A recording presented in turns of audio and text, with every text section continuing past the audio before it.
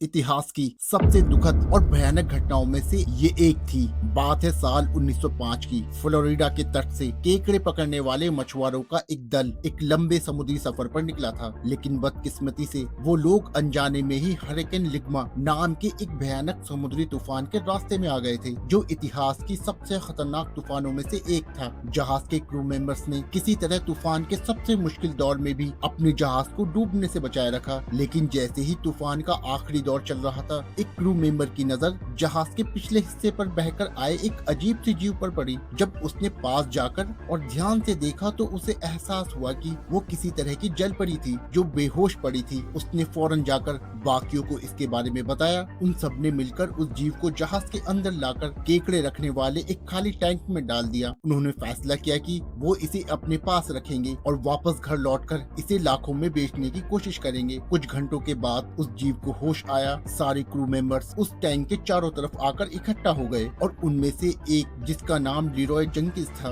उसने पूछा, क्या तुम एक जलपरी हो? ये सवाल सुनकर वो जीव गुस्से से आग बबूला हो गया और टैंक के अंदर से चिल्लाकर उसने कुछ कहा। उसकी बात सुनकर सभी आदमी जोर जोर से हंसने लगे और नारा लगाने लगे, हमने एक जलपरी पकड़ी है, हमने एक जलपरी पकड़ी है। लेकिन इससे पहले कि वो कुछ समझ पाते, उस जीव ने टैंक को तोड़ दिया और उसकी वजह से जहाज के अंदर तेजी से पानी भरने लगा और जहाज डूबने लगा। पर इससे पहले कि जहाज पूरी तरह डूबता, उस जीव ने ली जेनकिंस को पकड़ लिया और कहा, जलपरी नहीं, मेयरमैन।